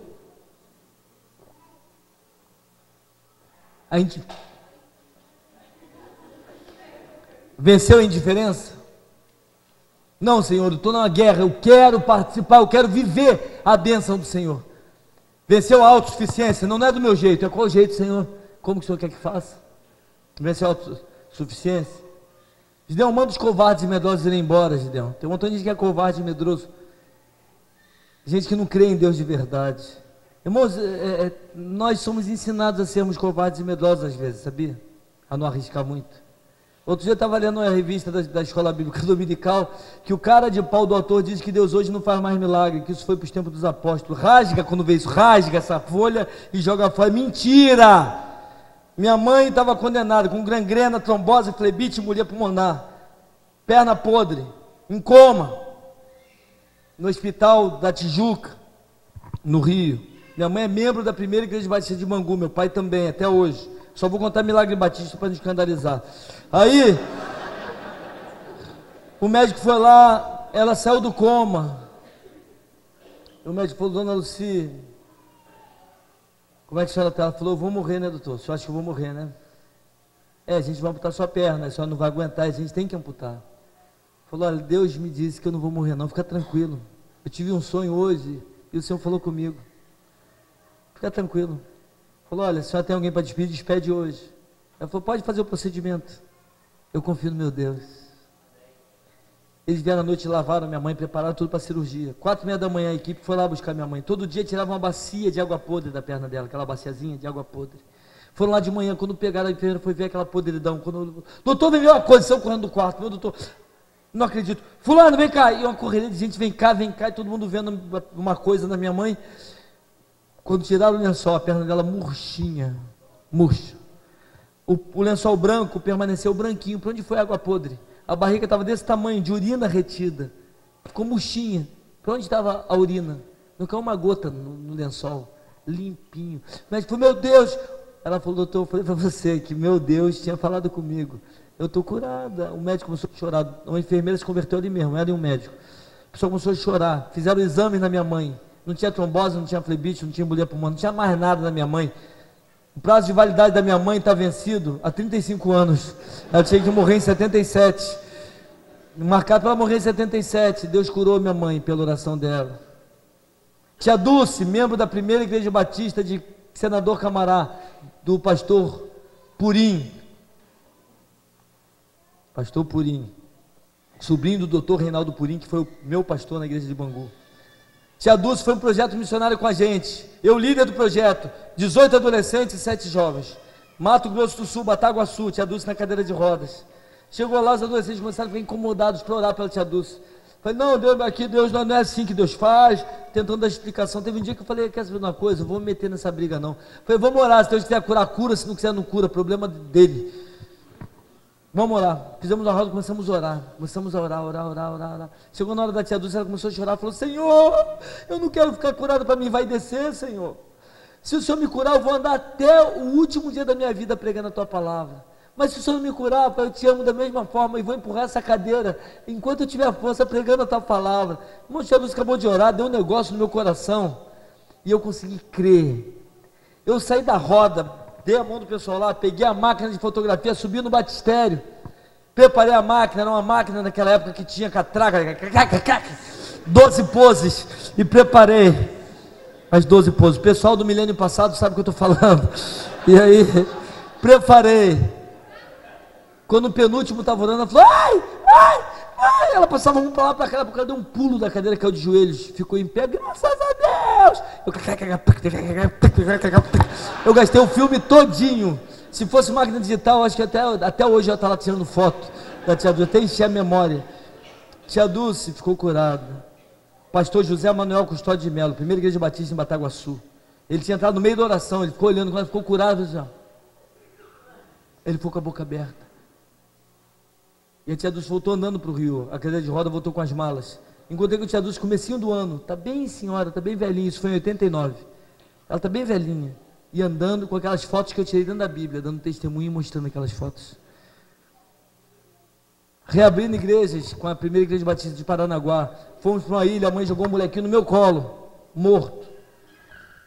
A irmãzinha morreu da mesma coisa, crise de verme, sai verme pela orelha, pelo nariz, pela boca, pelo olho, e os vermes estavam quase saindo. Some toda a cor, os vermes saem. Acabou esse sinais vitais, ela pediu que eu orasse pelo menininho. Falei, você crê que Deus pode trazer o teu filho de volta? Ela falou, creio, então seja feito conforme a tua fé.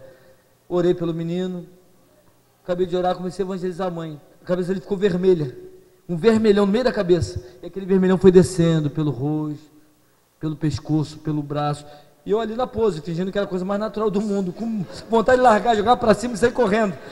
Eu ali, olhando o moleque, conversando com ela, a mãe chorava. Quando o vermelhão chegou no pé, a cor dele voltou, abriu aquele olhão azul e falou, pai, ele só não ressuscitou com juízo, porque eu estava bem preto, era verão, só o dia inteiro eu estava bem preto, ele era lourinho de olho muito azul. Eu, pai, meu filho, ele ficou no meu colo, pediu para puxar, saiu correndo, a mãe chorava, Deus ressuscitou aquele menino. Na noite, a ilha inteirinha estava na igreja, a ilha inteira foi para a igreja, para saber o que estava acontecendo ali. Tenho mais umas 3 dúzias de milagres para contar para você, só em igrejas de batistas. Tá, para ninguém dizer que eu estou trazendo iniciativa pentecostalista. Tá? Covarde e medroso não pode. Se você entender que Deus é Deus, Ele faz o que Ele quiser, na hora que Ele quiser. Ele pode curar e Ele pode não curar, inclusive. A maior fé não é a fé que cura, é a fé que não cura. É a fé que fala, eu aceito, mesmo sem ser curado, eu continuo amando. Mas você não pode ser covarde e medroso, você tem que vencer esse medo, essa covardia espiritual. Os displicentes, irmãos, os medrosos, os displicentes, não podem ter vitória. Para terminar, você precisa vencer. Gideão, manda o pessoal beber água. Alguns se ajoelham, larga a arma e bebe. Se o inimigo vier, eles estão mortos. Alguns passam lambendo assim. Tem gente que é uma bênção, crê em Deus, tem fé, tem tudo. Mas quando pisa no seu calo, quando vem na sua necessidade, ele esquece que é um soldado e está em guerra. É o irmão que vai para o trânsito e fica endemoniado. Tem gente que vai para o carro, é uma bênção, entra no carro, vem aqui,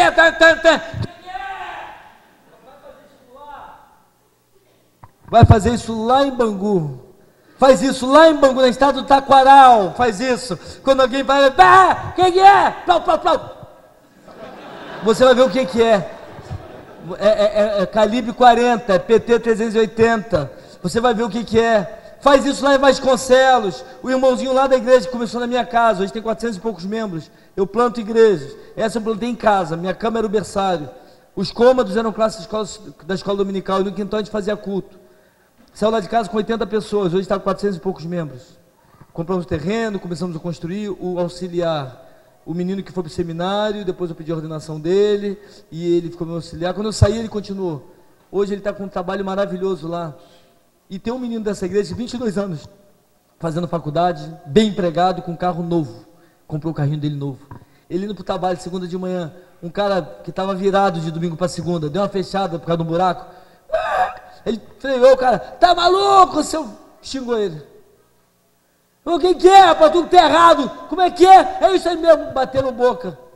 Nisso que bateram boca, o cara puxou a arma e plau, plau, plau. 2 tiros pegaram na cabeça dele. E ele morreu. Sabe por quê? Porque é burro. Morreu de burrice, igual você é burro também. E você é burra também.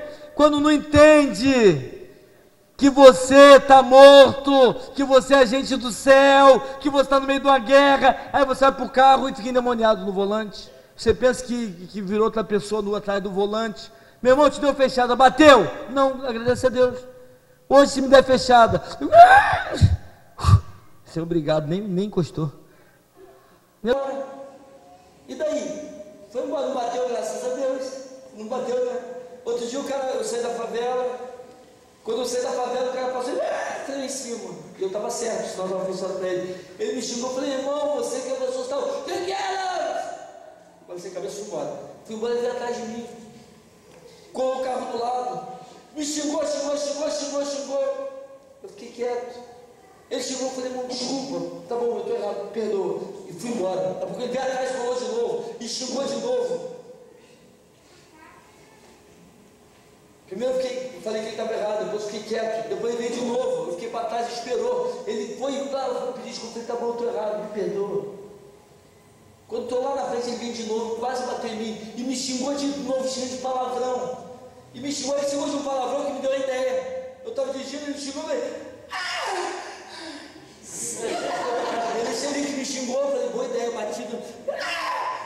Ele falou, eu sabia! E me xingou e foi embora.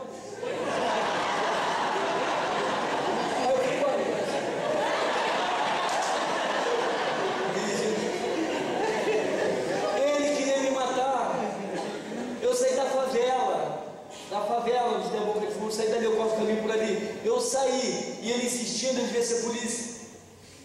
E ele queria me matar, ninguém insistia tanto assim. Ele queria que eu revidasse para ele me matar. É ruim ele me matar assim? Eu não revido, pode me xingar, eu vido o que ele quiser. E eu fui embora dirigindo, dando estado sozinho, eu ri sozinho. Eu só olhava no espelho, eu fico ridículo comigo isso. Você precisa entender uma coisa, meu irmão. Seja qual for a tua necessidade, você não pode ser melindroso nem displicente. Aquelas pessoas estavam com sede, sim, mas eles foram displicentes porque estavam com sede. A batalha que você tem que vencer dentro de você é dessa displicência. É a vontade de ter um namorado, a vontade de ter uma mulher, uma namorada. É a necessidade sexual. Qual é a necessidade que o diabo está vindo e está levando você a agir contrário à vontade de Deus? 300 estavam em guerra, lamberam, mas eles estão em guerra. Você precisa entender que você tem necessidades. Deus vai suprir tuas necessidades. Deus vai suprir tuas necessidades. Mas não basta as tuas armas. Você está em guerra. Quando esses homens venceram essas guerras interiores, venceram a guerra da identidade, Leão venceu. Venceu a guerra da indiferença. Estou numa guerra. Você está em guerra. E Deus quer usar você. Venceu a guerra da autossuficiência. Eu não confio em mim. Eu confio no seu poder que em nós opera. Eu vou depender do Senhor para fazer qualquer coisa. Venceram a guerra da displicência. Não importa o que aconteça, eu já estou crucificado com Cristo e vivo não mais eu, mas é Cristo que vive. Eu vou conseguir vencer isso. O Espírito vai me ajudar a vencer, para eu agir como Deus quer. 300. E gritaram: pelo Senhor do povo de Gideão. Quebraram um vaso de barro. Quem chega nesse ponto, Deus quebrando, Deus quer quebrantar você. É o quebrantamento da vitória. Tocaram a buzina, mas levantaram a tocha. Nessa noite Deus quer quebrantar. Deus quer que você tenha uma palavra de vitória, para você tocar, da vitória que Deus vai fazer acontecer através da tua vida. E Deus quer que a tocha seja acesa para ser visível. O poder de Deus na tua vida vai ser visível. Mas para isso, você tem que dizer: Deus, eu quero ser mais que vencedor, vencendo a mim mesmo. Os 300 venceram, junto com Gideão. A vitória deles contagiou todo o restante. E eles voltaram, então a vitória vai contagiar. E Deus vai fazer a vitória. Amém? Eu vou orar encerrando, eu quero que venha para vir à frente. Já está bem tarde, eu sei. Era 1h30 mesmo. Então, eu quero orar por você, irmão. Eu quero orar por mim. Eu quero permanecer nessa postura. Eu quero renovar minha aliança com Deus. Agora, se você entendeu nessa mensagem, Deus falando contigo, você tem que vencer a você mesmo, mudar de postura e falar: Deus, faz acontecer através de mim o sobrenatural. Me ajuda a amar o meu irmão, me ajuda a amar o próximo, me ajuda a ser uma bênção, me ajuda a viver essa tua palavra de uma maneira tão intensa que o mundo veja a tua cara em mim. Eu preciso vencer a minha crise de identidade, eu preciso vencer a indiferença, eu preciso vencer a autossuficiência, eu preciso vencer, Senhor, essas coisas. Eu preciso vencer a displicência. Deus, eu quero vencer as guerras para que o Senhor me use. Se além de mim mais alguém precisa assumir um propósito com Deus, recebeu essa palavra, entendeu que é para a sua vida, eu quero orar por você. Se coloque em pé onde você está, se você quer assumir um propósito com Deus. Amém. Deus abençoe, Deus abençoe, Deus abençoe. Ó, não é para todo mundo ficar em pé não, viu? Só quem está assumindo um propósito com Deus. Quem entendeu a mensagem como sendo para a tua vida e está falando: Deus, eu preciso dessa mudança. Eu quero essa mudança na minha vida. Eu quero, Deus, eu preciso. Eu estou numa guerra, não num piquenique. E eu quero assumir a minha posição, Deus. Para isso, me ajuda a vencer as minhas lutas e as minhas crises pessoais, para que eu possa assumir as posturas corretas. Eu não quero mais ficar como um qualquer. Eu sou um filho do Senhor, um projeto do Senhor. Eu assumo minha identidade espiritual. Deus, eu não quero mais ficar indiferente, eu quero me envolver de verdade, me comprometer com todo o teu processo aqui na terra. Deus, eu não quero confiar em mim, na minha capacidade, mas depender do Senhor. E me tira toda a displicência. Deus, eu quero mudança na minha história. Eu quero mudança na minha vida. Você precisa disso, minha irmã? Precisa disso, meu irmão? Você quer entregar a tua vida para Jesus hoje? Ele muda a tua história. Você precisa de mudança na tua história. Você precisa de mudança na tua vida. O Senhor Jesus entra em você e muda você. É Ele que faz. Você quer receber Jesus na tua vida hoje? Ele aceita você. Se você quer, se coloque em pé também. Se você está em pé e está entregando hoje a tua vida para Jesus, levanta teu braço, fala: eu, balança para mim assim, ó, eu estou entregando minha vida hoje para Jesus. Amém, Deus te abençoe. Alguém que está do lado aí do irmão, abraça ele aí. Alguém hoje está entregando sua vida para Jesus, levanta o braço aí, ó, mais um. Segura aí, chega o pessoal daqui, chega junto. Mais alguém? Alguém estando afastado, quer se reconciliar com Jesus hoje, quer voltar para o exército do Gideão, para novas batalhas e novas vitórias. Você quer? Deus te aceita de volta, Ele te ama. Levanta o teu braço e fala: eu quero voltar. Amém. Vamos orar para essas vidas. Quem levantou o braço, quem está da igreja perto, cola, pega nome, endereço, telefone, para que a igreja possa ajudar a caminhar. Vamos orar. Pai, obrigado. Obrigado mesmo, papai. O Senhor mais uma vez nos abençoou com a tua palavra. Nós podemos rir e chorar na tua presença, mas o mais importante, teus filhos hoje estão assumindo um compromisso com o Senhor, renovando a aliança com o Senhor. E eu estou dentro também, Pai. Eu quero renovar minha aliança contigo. Eu quero viver intensamente os teus projetos na minha vida para esse tempo. Os teus filhos estão no mesmo propósito meu, estão abrindo mão da maneira de viver para assumir a sua identidade espiritual. Alguns estão jogando fora o seu temor, estão vencendo a indiferença e falando: Deus, estamos em batalha, E eu quero nessa guerra ser usado pelo Senhor, pensando guerra interna da indiferença. Eu quero me envolver, me comprometer com a tua obra na terra. Alguns estão dizendo: Senhor, eu estou confiando em mim, eu confio na minha igreja, eu confio no...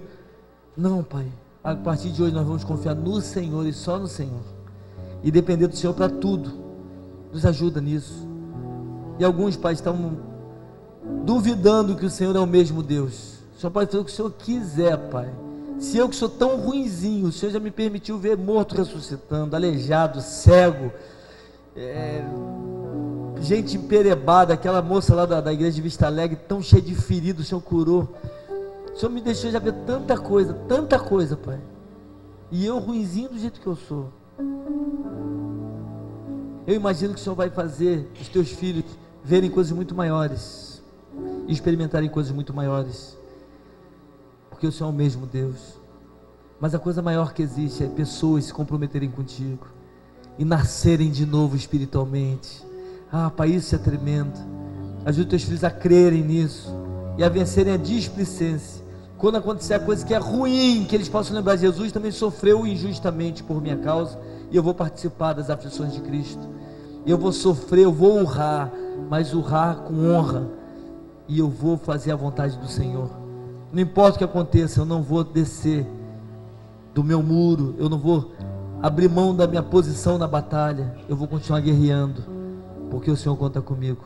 Pai, quebranta as nossas vidas, acende o nosso coração e nos dá uma palavra de vitória, para a gente começar hoje uma nova caminhada. Pai, muito obrigado por esse Instituto de Inverno, por todos os teus filhos que estiveram aqui ministrando ao teu povo. Muito obrigado, Pai, porque a tua palavra foi ministrada todos os dias dessa semana, e hoje, muito obrigado que você está completando o nosso coração, em nome de Jesus, amém. Você que foi em pé, dá um abraço pelo menos umas 2 pessoas antes de sentar, pelo menos 2 abraços, depois senta, pelo menos. Fala: Deus te abençoe, Deus abençoe tua vida.